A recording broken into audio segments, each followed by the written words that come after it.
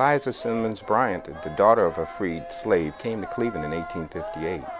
She became distressed that blacks were not eligible for admission to nursing homes because of segregation. For many years, she spoke to community organizations, church groups, and the business sector to raise interest and funds for the community's black elderly. Because of her dedication, John D. Rockefeller made a financial contribution which helped to enable the purchase of the first home. Her heroic effort led to the incorporation of the Cleveland Home of Aged Colored People on September 1, 1896.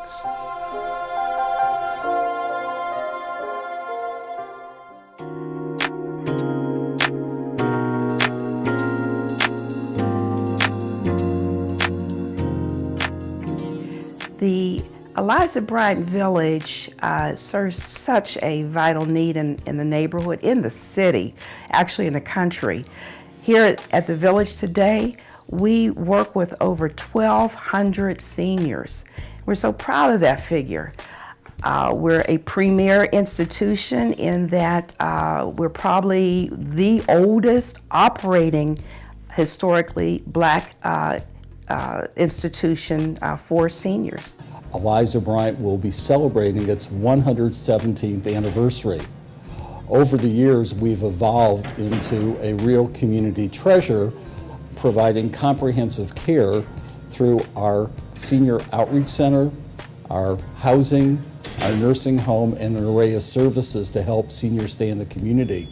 As our seniors struggle with poverty and health issues, they continue to want to age in place. Eliza Bryant Village Outreach Program has been serving seniors in the community with cognitive and physical impairments.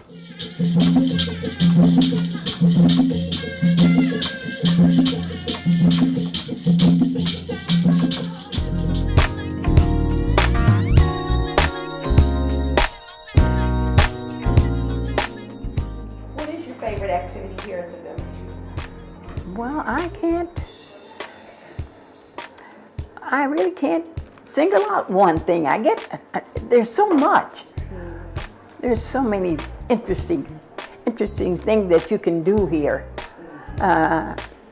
From making quilts and all kinds of nice things. It's just a nice place to be.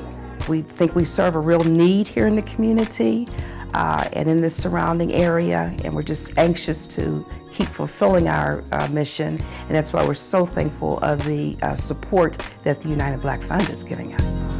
We continue to provide services and programs to the communities and our families so that they can help their seniors in the community to strive and live the good life that they are still trying to do. Thank you, United Black Fund, for making a difference in our seniors' lives. David Boom started mentoring me in 2010. It's because of him that I'm here today, and he inspired me to become a mentor to the youth. Through my two mentors, really helped me to want to do better and see the positive that was going on in the community. We're here today to raise funds for our neighborhood leadership youth program, and our goal is to raise $500 for the CSU program and the Rice Harvey Library. Again, this speaks volumes to taking advantage of opportunities. The biggest thing is exposure. You are a leader. You are our next leader, so you got to teach them the things that you're doing.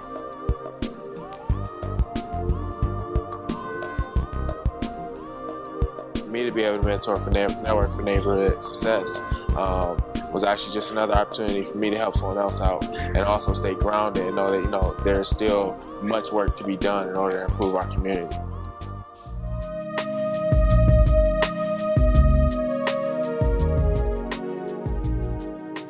There are so many members of our society that are affected by collateral consequences. They're not getting employment. If they are employed, they're losing their employment. They're locked out of certain housing. They pay higher interest rates, car loans, mortgages, things that we take for granted in our everyday life. They have to find ways around it in order for them to survive. And what we try to do is help them to remove those barriers so that they can be full-fledged citizens just like everyone else that doesn't have a criminal record. Thank you for coming in today. I have your folder in front of me. Just give me a second to kind of look through what you have.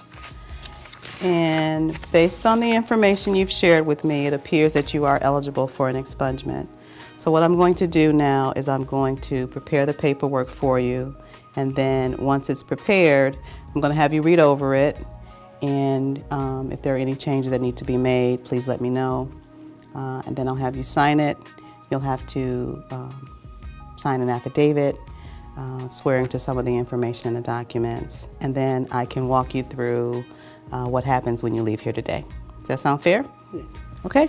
Seal My Record, it's a 501c3 nonprofit organization, and what we do is we help eligible Ohioans that may have criminal records. We help them with the paperwork to file for expungements. What you would need to do is you would need to file it, and then if the court requires you to come into court for a hearing, then you would represent yourself. We don't represent anyone here, but we will help you prepare the paperwork, which we think is the hardest part of doing the expungement. There are so many people in our communities that are affected by criminal records, and we are very proud to be helping them to redefine their futures. Thank you. Thank you so much for coming in today. It was a pleasure meeting you, and good luck on your expungement. Thank you.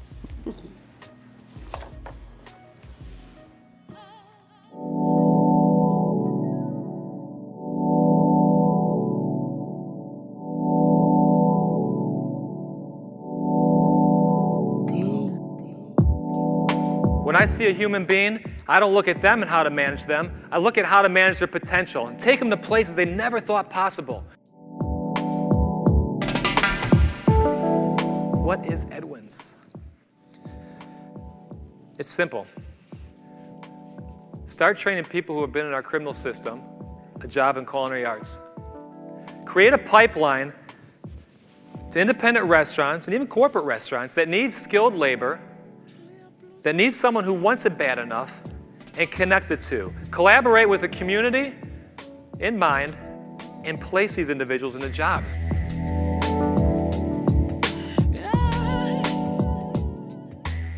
My name is Brandon Krastowski, and I am from Edwin's Leadership and Restaurant Institute.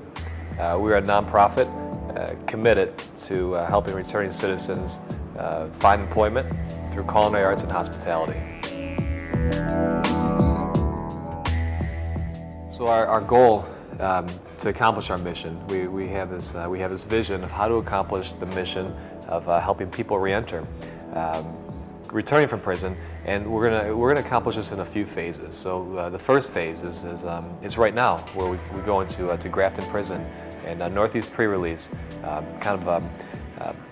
planning that future, planning that hope for the future, and kind of showing these men and women a way to achieve it.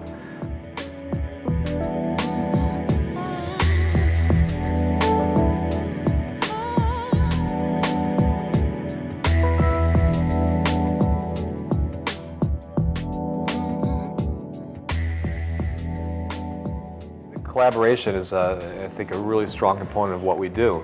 I may be seated here, but there's 100 or so people behind me helping out to accomplish this mission, and nonprofits and institutions that are really rooting for us and rolling their sleeves up too. So I can't be more than thankful for the Matt Fieldman, my board president, and different people like Erica Ford, who's kind of like my little guiding light when it comes to working within the reentry community. So there's a lot behind what we do, and United Black Fund as well. They're helping us. They're helping support us. Cecil coming down to Grafton to see what we're doing, and talking to these men and explaining how this makes a difference. That kind of support is valuable. You can't put a price on that. And like the United Black Fund, we're here to retrouver le futur, or redefine the future. That's our goal.